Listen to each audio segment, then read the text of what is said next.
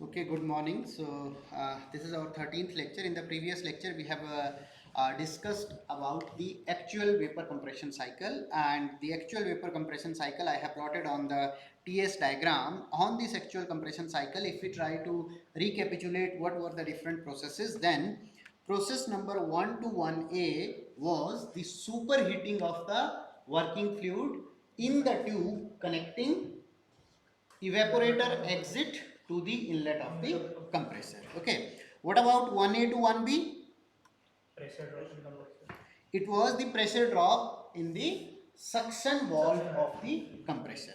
Okay, then 1B to 2 dash was the actual process of compression. Okay, so we know that in the actual process of compression, always it will be deviating from the isentropic process, so it should move towards the right because we will be having increase of entropy. But whenever we are reaching somewhere up to this point, then after this point, what happens?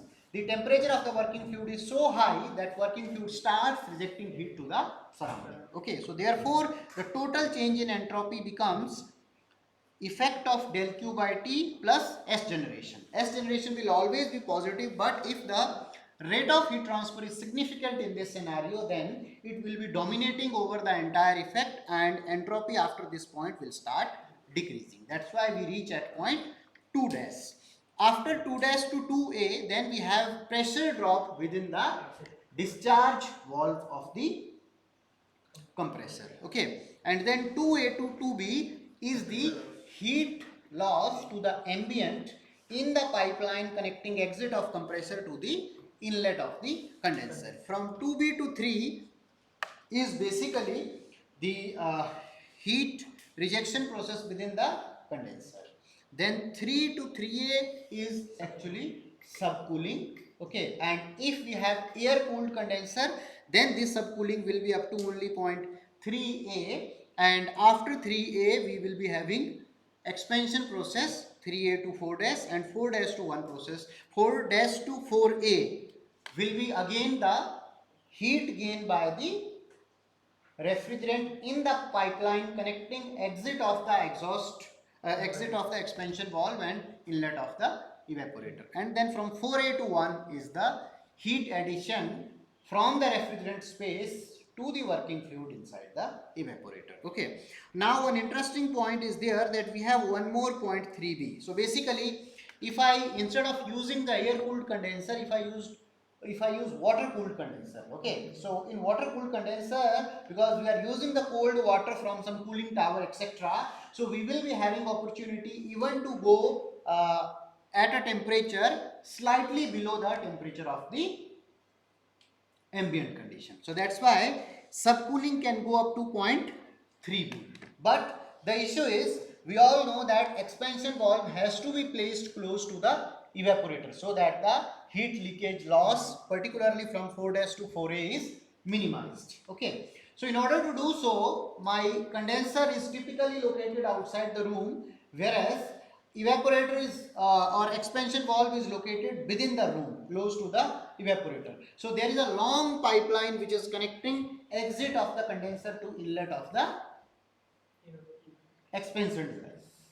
Okay, so this way what will be happening in this long pipeline, if I am able to do the subcooling below the ambient condition, then also in that long pipeline there will be heat leakage from the ambient and 3B point will again come to 3A point. Okay, is this point clear? So almost at the ambient condition I will be having entry of the working fluid to the expansion device. Now if I have to represent this entire process on the pH diagram, then this is my enthalpy scale, this is pressure. So what I will be having, say this is my liquid vapor dome on pH diagram. Then initially I am at point 1. From point 1 what will be happening? First I will be having superheating. So because of superheating from point 1 I will be going to point 1A. Okay, and after point 1A what I'll be having? I'll be having pressure drop. So from 1A I will be going to 1B, and then I have compression. Okay, so isentropic line looks something like this, but I will not be moving along the isentropic line. I will be initially going with above than this, and then finally I will be going somewhere over here. Okay, so very random process, something like this I will be having in the compressor. Okay, and then if this is my 2 dash, after 2 dash what will happen? Pressure drop. So 2 dash to 2A will be pressure drop, and then from 2A to 2B I will be having heat loss, then 2B to 3, and then 3 to 3A, then here 3B, like this, and then I'll be having isenthalpic process up to point 4 dash or 4, then 4 to 4A, and then 4A to 1. So this is how my process will be looking on the pressure enthalpy diagram. Okay, and on this pressure enthalpy diagram you can clearly see that whenever I am representing the heat addition process in the evaporator and heat rejection process in the condenser, my lines are not horizontal. Okay, so lines are having inclined slope, which represents that the pressure drop during the heat transfer process is actually decreasing. Okay, pressure is decreasing, pressure drop is increasing as we move along the length of the pipe. Is this point clear? All are clear with this point? Okay, so after the actual cycle, now this actual cycle is actually particularly only a single stage cycle. Is this point clear? This is the single stage cycle. Now what will happen if I have higher temperature limits? Can I operate in the single stage only? Single stage of compression basically. So up to this point what we have a evaporator, we have a condenser, and in between evaporator and condenser we have a single compressor which is able to do the effective compression process. But say if I have condition somewhere close to say minus 150 degrees Celsius to ambient temperature is 30 degrees Celsius. Can I operate a cycle only in a single stage? Okay, so basically if I have evaporator temperature somewhere close to minus 30 degrees Celsius to ambient condition, condenser at ambient condition, under these scenarios typically we operate with the single stage of compression. If my temperature is from minus 60 degrees Celsius to close to ambient condition, then we operate normally with, this is single stage compression, this is two stage compression, and if I have say less than minus 60, anything minus 150, it could be minus 170, cryogenic application. So if I have less than minus 60 degrees Celsius to ambient, then we operate with more than two stages. Is this point clear? So what are the reasons why we need to go for multi-staging? Can you tell me? Very first point, if you see how our TS diagram looks like. TS diagram is something like this. Say this is my normal cycle. Now what should I do? If I decrease evaporator temperature, what is the meaning? I am decreasing the evaporator temperature. So if I decrease the evaporator temperature, I will be going to this point, and then of course condenser I have to bring almost to same conditions, same pressure condition. Okay, so in this scenario what will be happening?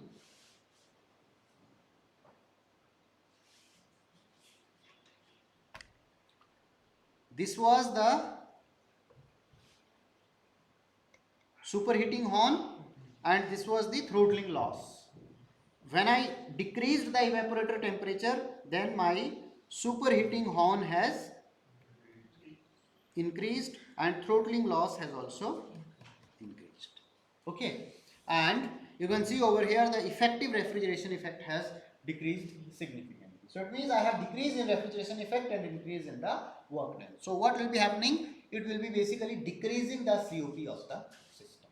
Okay, so we have large number of applications where we do not limit ourselves close to -10 or -20 degrees Celsius only, but we have to go beyond that. Okay, for example, if you have to go to cryogenics applications where you have to liquefy different gases, then we may have to go to temperatures as low as -150 or -190 degrees Celsius, etc.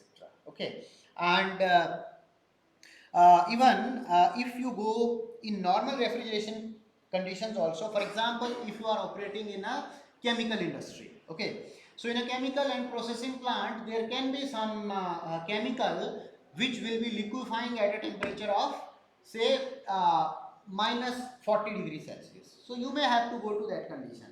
So if you have to operate in that condition, then ultimately what will be happening?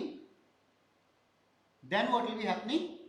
Then we will be finding that we will be having, actually if we operate in a single cycle, the COP of the cycle will be very, very poor. Okay. So this is one requirement for multi-staging, is that when the temperature limits, evaporator to condenser temperature ratio increases very, it becomes very high. Okay, that is one limit. And second important point is for multi-staging. So second important point for multi-staging is that whenever we are operating with the system which has different process requirements. Okay, for example, you are operating in a milk plant. So in a milk plant, there can be requirement that the evaporator or freezer space where you have to make ice cream, okay, that has to be operated at temperature of -30 degrees Celsius. Other requirement could be that you have to process the packaged milk, and that processing of the milk is to be done at temperature of say -5 or +5 degrees Celsius. Okay, then what will be happening in this scenario? One way is, because minimum temperature is -30, one way is that do single stage expansion and go up to -30. Whenever you will be going up to -30, you can maintain 5 degrees Celsius also by controlling the flow rate, etc. Okay, but this operation will not be very effective. It will be leading to significant decrease in COP.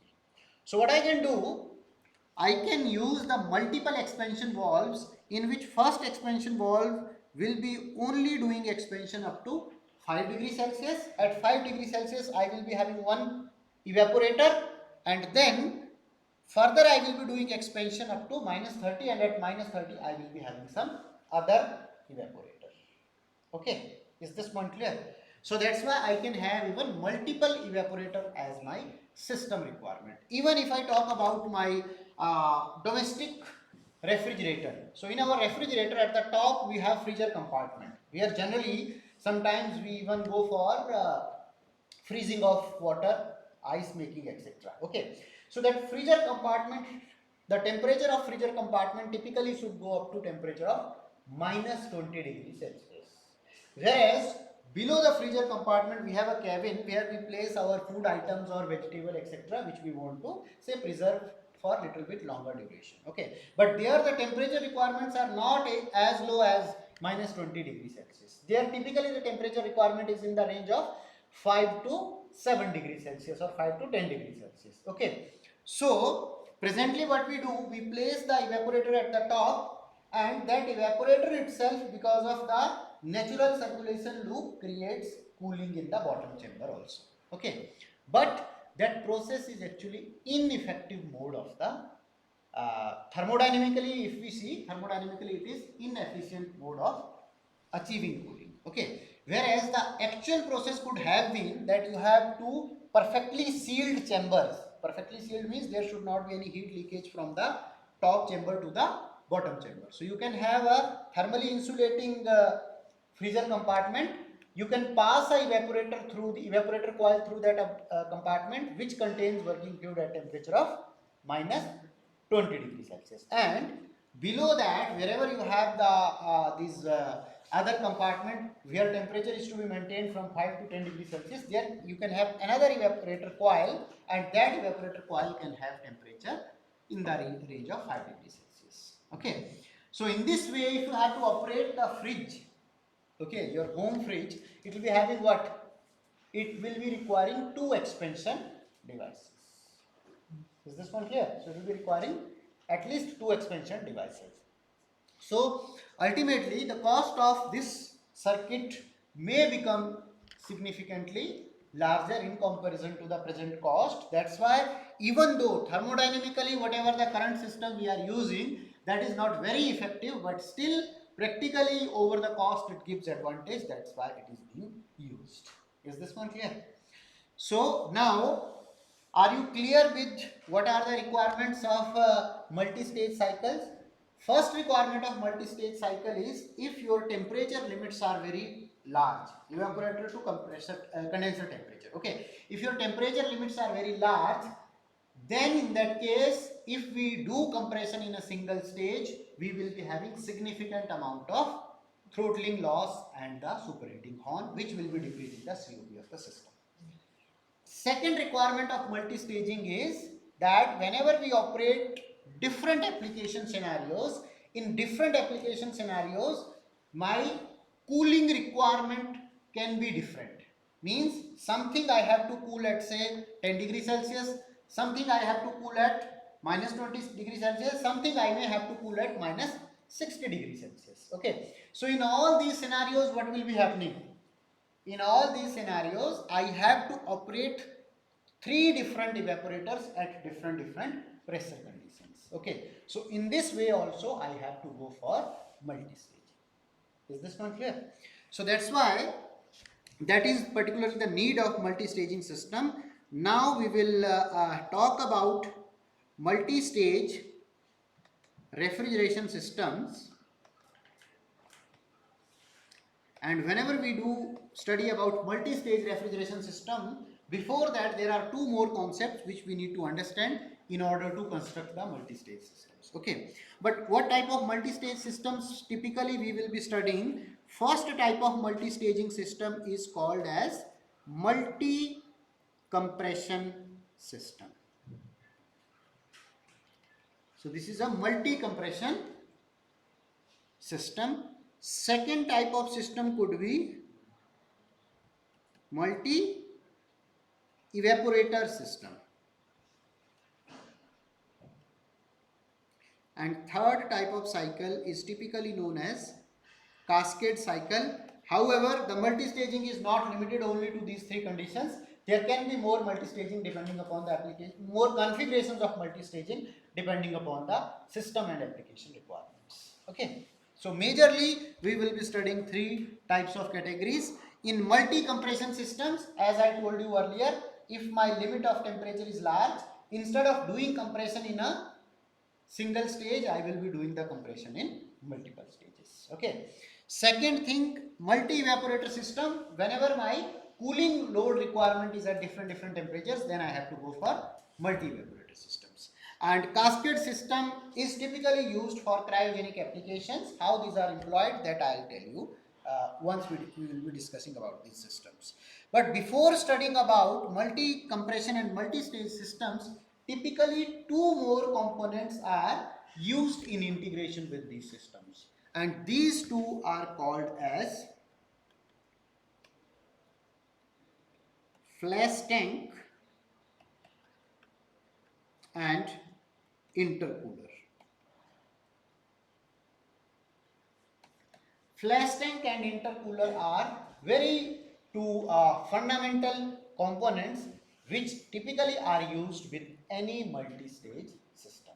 Okay, so let's understand what are the applications of flash tank and intercooling, how these work, and then we will try to extend this knowledge for their integration with the multi-stage systems. Okay. So let me first explain about flash tank. Flash tank, many times it is also called as flash chamber. So can you tell me what do you mean by flash?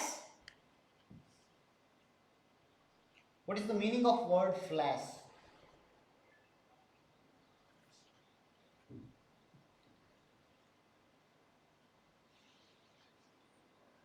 What you have done in the expansion device, you have actually expanded a liquid. Okay. When you expanded that liquid, it led to sudden formation of the vapor.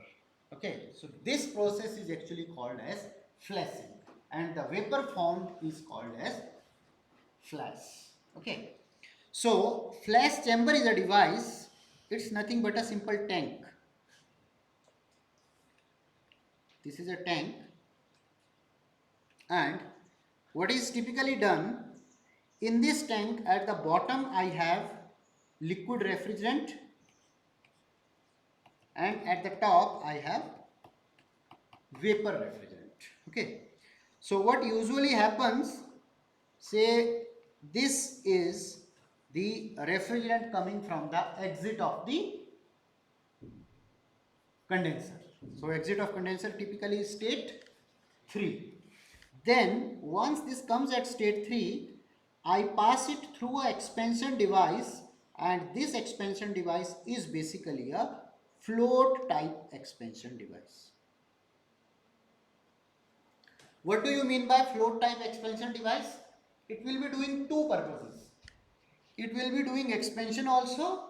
Parallelly, it will also try to maintain the level of the liquid constant within the tank. Okay, so if liquid level falls below, it will try to get more liquid, and if it reaches the level, it will close the valve position. Is this one clear? So whenever the liquid is coming from the condenser, I will be using a float type expansion valve.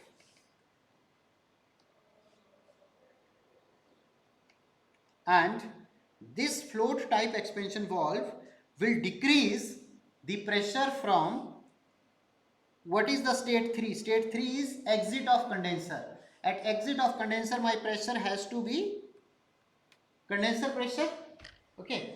So now whenever it will be doing the flashing, it will not decrease the pressure to evaporator temperature, but it will decrease the pressure to some intermediate pressure PI, which is greater than pressure PE, evaporator pressure. Is this one clear? After that, what we will do, we will use a outlet at the bottom of the tank, and from this outlet what I will be getting now? Please tell me. I will be getting nothing but pure liquid. But this pure liquid, if it is at state point 4, if it is at state point 4, then can you tell me what is its pressure? It is coming from the chamber. The pressure of the chamber is PI. So this liquid should be PI considering negligible hydrostatic head. Okay. So chamber is, this pressure of the liquid will be equal to PI pressure. All are clear with this point? Now, after this, because whenever it will be entering into the system, it has to be equal to that of evaporator pressure. Then I have to use another expansion valve over here. So this is my second expansion valve. And what does this expansion valve will do? It will further decrease the pressure from intermediate pressure to evaporator pressure, and then it will enter into the evaporator. Is this one clear? And what we can do other thing, whatever the vapor is forming, because we have some vapor formation also over here, that vapor from the top I can keep on removing outside, so that the pressure of the chamber remains constant. Because if you don't remove vapor, what will happen? Continuously the amount of vapor will keep on increasing, and the chamber will start over pressurizing. But we have to maintain the chamber at the same pressure. So from the top I will be taking out the vapor, say this is my thermodynamic state 5 at intermediate pressure, but you have to keep one thing into mind. Corresponding to this intermediate pressure, at state 4, whatever we are taking out is basically saturated liquid refrigerant, and at state 5, whatever is coming from the top, pure vapor is going out. So if pure vapor is going out, it will be nothing but a saturated vapor state. All are clear with this? And this particular device, this tank, is something which is called as flash tank or flash chamber. Sir इसका use ये vapour निकालने के लिए किया गया है मतलब Yes. Central direct pressure लगा सकते हैं Sorry? राइट सर दो एक्सपेंशन बल्ब कनेक्ट कर सकते थे हम लेकिन ये फ्लैश टैंक का यूज सर वेपर निकालने के लिए Yes, to remove the vapor. Why we need to remove the vapor? Pressure Let me explain to you.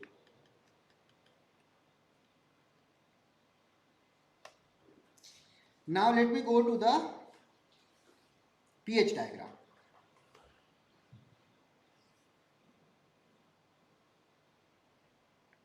This is condenser pressure PC. This is state 3. This is intermediate pressure PI, and this is evaporator pressure PE. Now you see, from point 3 what I have done, I have come to intermediate pressure where I was having state. Have I given name? Okay, let me call this state somewhere over here as 4 dash. Okay, so here what I was having state 4 dash. All are clear with this point? At state 4 dash, what I have? I have mixture of liquid and vapor. After 4 dash, what I have done? From the bottom of the tank, I have extracted only the pure liquid. So it means instead of moving directly in downward direction, I have first shifted to this side, and then I reached point 4, and from point 4 again I did isenthalpic expansion in the second valve over here to get state 1. So this is my state, say 1. Okay, and whatever the vapor was there, that vapor at state 5, because from the top I am collecting only the vapor, so vapor will be corresponding to which state? Saturated vapor state. From saturated vapor state I am taking out the vapor. Now what is the benefit of this? You can see earlier, if I could not have used the flash chamber, my expansion process would have continued up to point 4 double dash.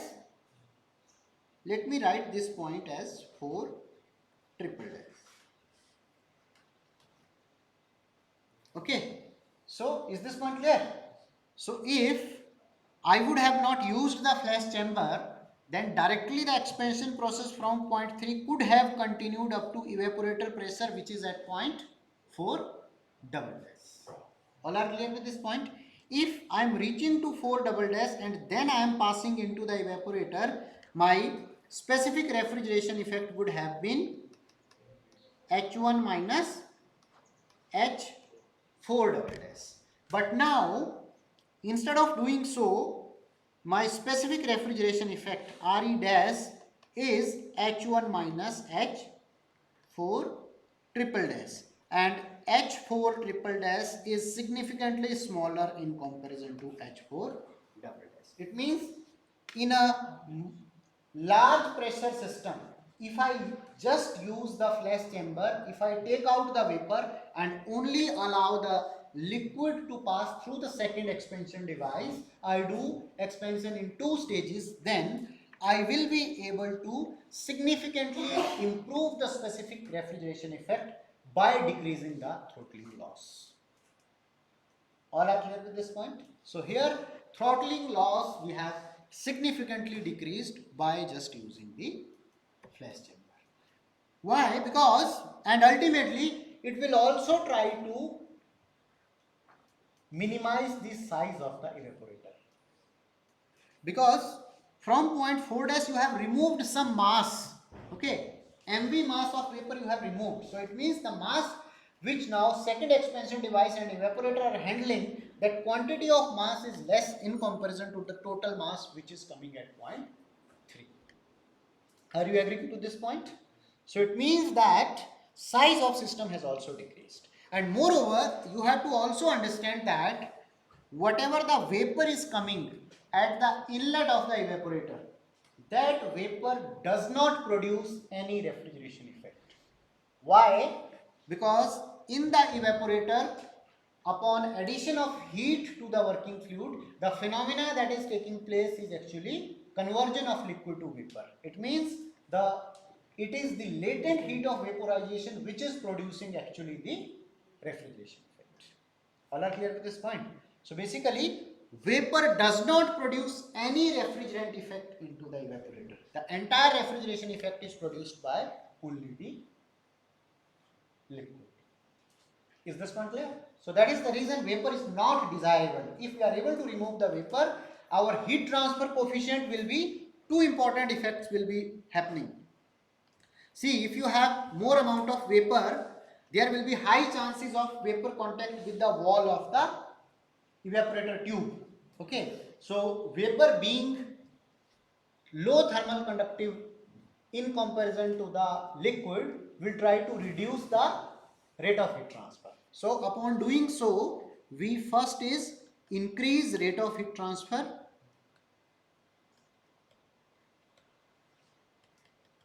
and second important point is, if more amount of fluid is passing through the evaporator and that with interface formation like liquid vapor complex interface formation, then we will be having more pressure drop. So if the amount of liquid which is passing, so amount of working fluid which is passing through the evaporator coil, that is less, then we will be having less pressure drop in the evaporator.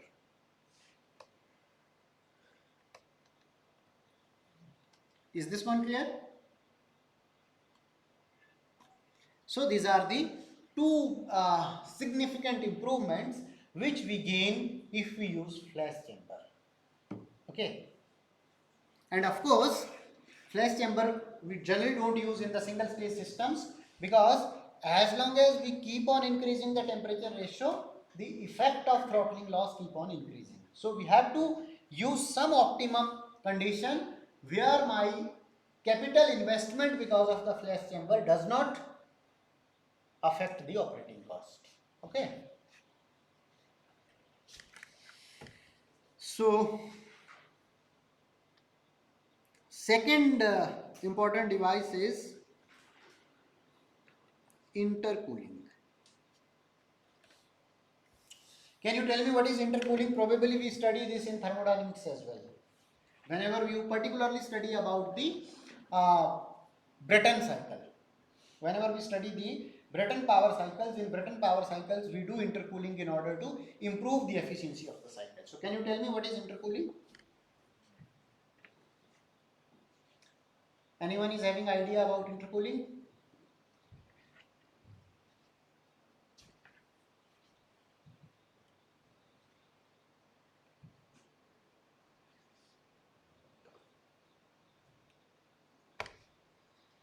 So PV diagram, let me do the compression process. In PV diagram, say this is my evaporator pressure and this is my condenser pressure. Okay. From point 1, I have to go to, say this is my point 1, I have to go to point 2. So this is my isentropic compression process, point 2. What is the amount of work done? W is equal to specific work done, W is equal to minus integral of VdP. Okay. So it means that either if I can decrease V or decrease the pressure ratio, I can decrease the amount of work input to the system. Okay. Now, increasing pressure is not in our hand, because we have to operate within the fixed pressure limits that we cannot control. So ultimately the parameter which we can control is specific volume. Okay. So if I do this VdP, what will be my amount of work done? Integral of VdP will be nothing but this area. So this is the amount of work done which I have spent over here. Now, instead of this,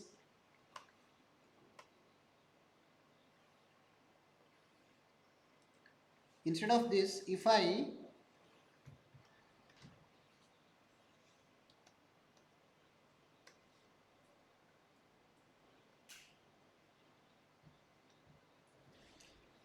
first do compression only up to some intermediate pressure Pi, okay, I have not done this one up to the condenser pressure, and from this point 2 dash, instead of moving in the upward direction, here I have first cooled the working fluid. So I have used a heat exchanger which under constant pressure conditions have cooled our working substance from state 2 dash to 3.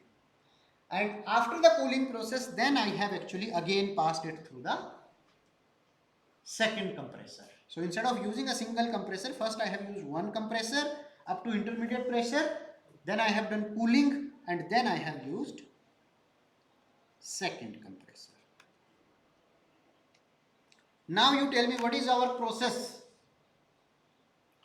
1 to 2 dash, that is one compression process. 2 dash to 3 is heat rejection process, where we have just cooled the working substance, and 3 to 4 is the second compression process. Okay, so first compression process will give me integral VdP as this, fine, and second compression process will give me integral VdP as this. So in comparison to the previous graph, if you compare now, we have saving of this much work. This is the saving in terms of compression work we are having if we just use the intercooling. Okay, so earlier my enthalpy change was H2 minus H1. That was original specific work of compression in single stage. In two stage compression, the work of compression is H2 dash minus H1 plus H4 minus H3. Okay, so how I have saving? Earlier work also I can write H2 dash minus H1 plus H2 minus H2 dash. So first part in both is same, but second part, which is H2 minus H2 dash, it is significantly large in comparison to H4 minus H3. What is the reason?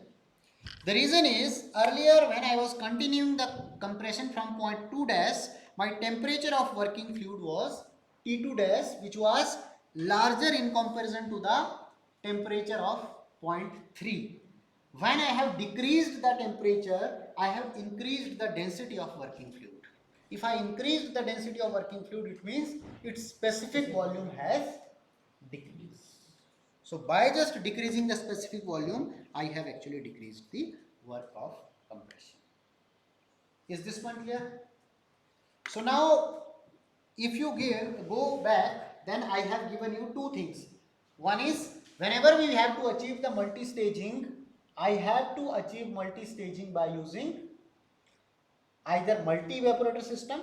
So for multi-evaporator system, the requirement would be to have different evaporator pressures. For achieving different evaporator pressures, I have to use flash chamber and multi-expansion valve. Is this point clear? So it means if I have to do multi-staging using multi-evaporator system, then there could be involvement of flash chamber.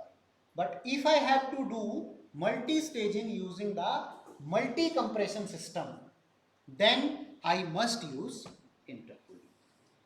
Is this point clear? All are clear with this idea or not? So typically in other systems, for example, in gas turbine cycles, Brayton cycles, for intercooling typically we use water cooled intercoolers. Okay, so how water cooled intercooler will work? I have a first compressor, say this is reciprocating compressor. It has compressed something. Then after this, what I have done? I have used a heat exchanger which is used as intercooler, and then I have used the second compressor. This is the process. Now in this intercooler, if I use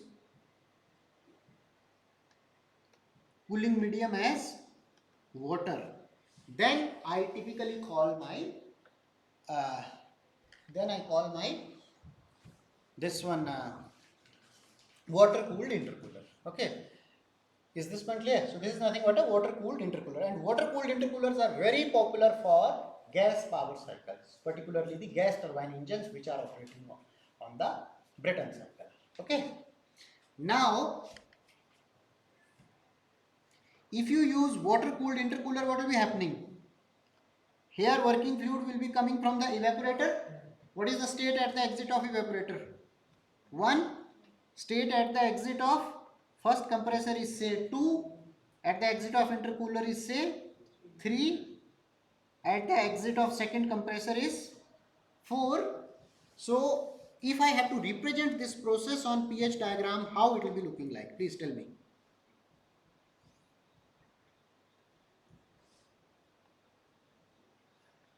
This is PC, this is PI, this is PE. Okay.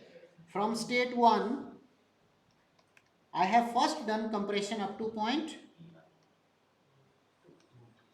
Then 2 to 3 I have. So say I have gone to point 3 over here. Then I will be going from 3 to 4. And if I would have continued from here only, then it would have been something like this. Okay. So now what are the benefits of intercooling? One of the first benefit of intercooling is that it leads to significant savings in the work of compression. Okay, is this one clear? And what about second benefit? The second most important benefit of intercooling is it improves the life of the compressor. Why life of compressor it improves? Can you tell me? Typically in refrigeration. Sorry? Okay, anything else? See, typically we are using the reciprocating compressors in the refrigeration applications. Whenever we use the reciprocating compressors, then ultimately what will be happening? There will be friction in between the piston and the cylinder wall, so we have to use the lubricant. Okay. Whenever I am going directly from point 1 to point 2 dash, what is the temperature of point 2 dash? It is T2 dash. And when I go with intercooling, I reach to point 4, where temperature of point 4 is significantly smaller in comparison to temperature of point 2 dash. It means that if I do the compression without intercooling, then the exit temperature of the working fluid in the compressor will be very large. So it means compressor will be operating at extremely high temperatures, and we know that as the temperature increases, the viscosity of the lubricant decreases. Okay, so at high temperatures the lubricating oil will become ineffective and it will lead to more wear and more generation of heat, which will be detrimental for life of the compressor. Is this one clear? So that is the reason whenever we use the intercooling, our temperatures are very small, lubrication is effective, and life of compressor also gets improved upon using the intercooling. This is another added advantage So your system, overall life of the system will be actually increasing. Is this one clear? Now, whenever we do the process of refrigeration, then many times flash chamber is also used as intercooler.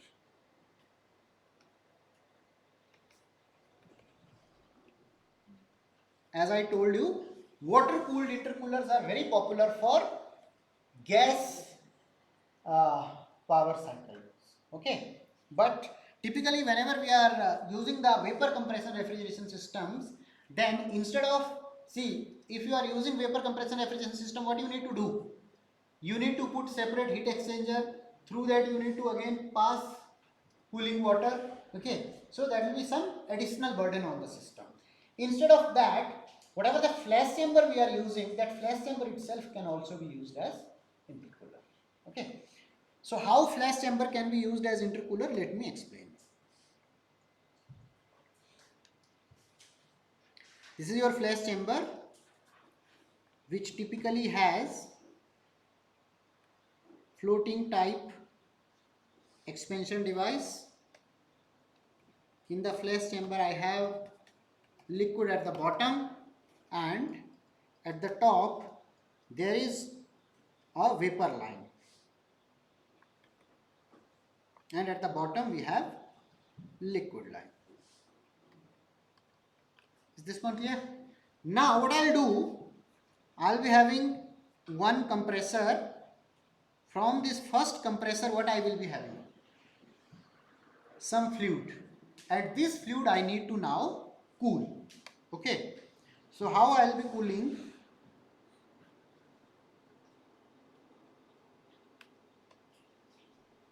Whatever the hot fluid is coming, that hot fluid I will pass with the help of a tube to the bottom of the pipe.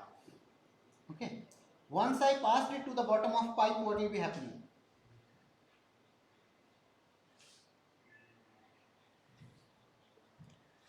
This is in the vapor state, okay, and it is liquid. So from this pipe, some bubbles of vapor will be actually formed. All are clear with this point? At the exit of pipe, I am passing the compressor, and this pipe I have directly dipped into the liquid. So there will be bubble formation, and once this bubble will be rising to upward direction because of the buoyancy, it will be exchanging heat with the liquid.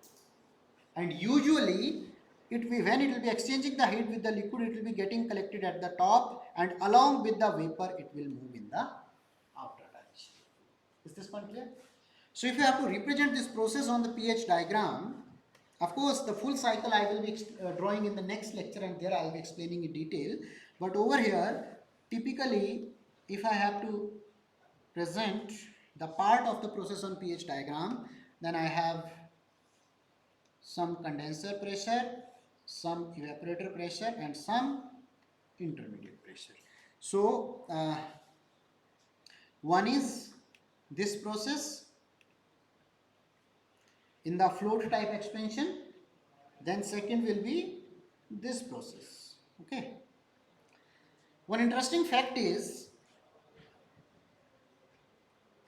from point 1 to 2 I have done this, and then at point 2 I have bubbled all these into the flash tank. Okay, so we control the mass flow rate in such a way so that whenever these vapor bubbles comes out of the liquid pool, their temperature is equal to saturated vapor temperature. Is this one clear? So ultimately point 2 will be going to point 3. Is this one clear? And then from point 3 what is happening?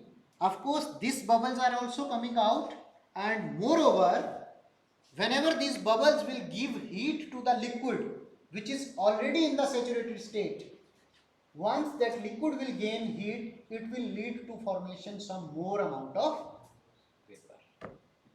Is this one clear or not what I am saying? Say M1 was the mass of vapor which was coming from this. This was M1 mass of vapor. Okay.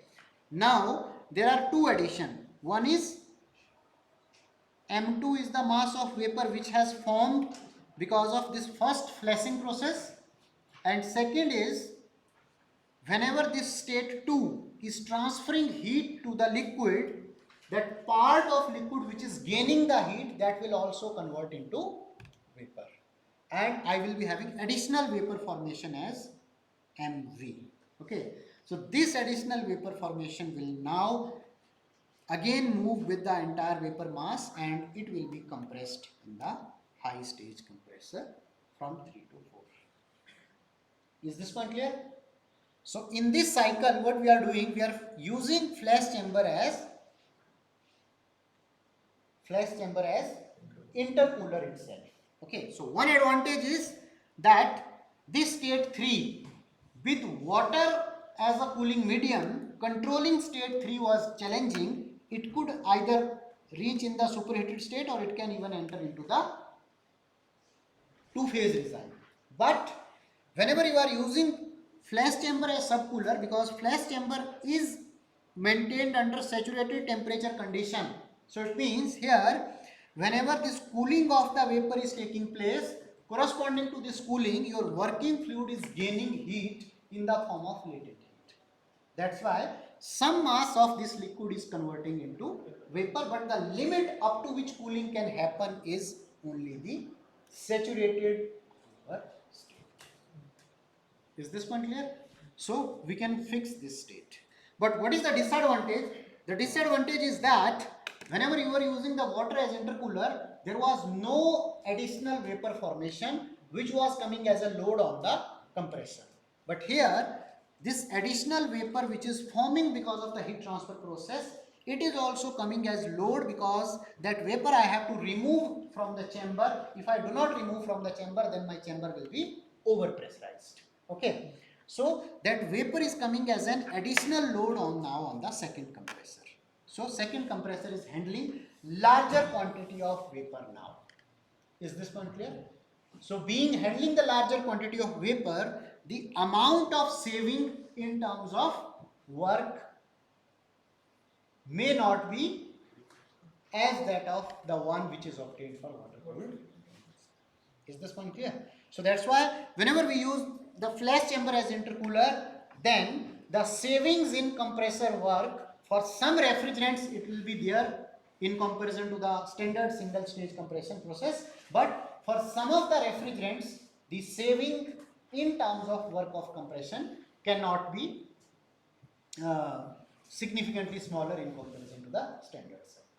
Is this one clear? Yes. expensive कुछ mass को rate भी increase करना पड़ेगा अगर level increase हो जाएगा. Yes. Oh, for that already continuously it is coming from the back also. It is coming from the back. So normally it will be maintaining the level. Under steady state condition, level will be same. Is this one clear? Okay, so maybe by using this knowledge of understanding of flash chamber, intercooler and flash chamber as intercooler, we will try to study the multi-compression and multi-evaporation systems in the next lecture. Okay.